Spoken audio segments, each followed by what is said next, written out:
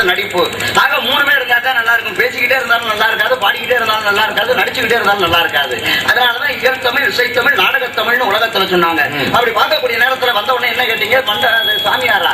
சாமியார் உலகத்துல பலவிதமான சாமியார பாத்துக்கிட்டு தான் இருக்க சாமி. உலகத்துல கலியுகத்துல எல்லாம் பிறந்து கிடக்கு. முண்டாசு கட்டுற சாமிகளை தான் நம்ப முடியல. அதே நேரத்துல உங்க மாதிரி சாமியார்கள் உலகத்துல புறப்பட்டதே எங்க மாதிரி சாமிகளுக்கு மரியாதையே போயிருச்சு. மரியாதை என்னைக்கு குறையாது. சாமியார்னு கேட்டீங்க, சாமியார் இது வரைக்கும் பாத்திருக்கீங்களா? உலகத்துல திருவோடு ஒரு சாமியார பாத்துருக்கிறோம், பிச்சை எடுக்கிற சாமியாரையும் பாத்துருக்கிறோம், பிச்சை எடுக்கிற சாமியாரையும் பாத்துருக்கிறோம். அப்படியா?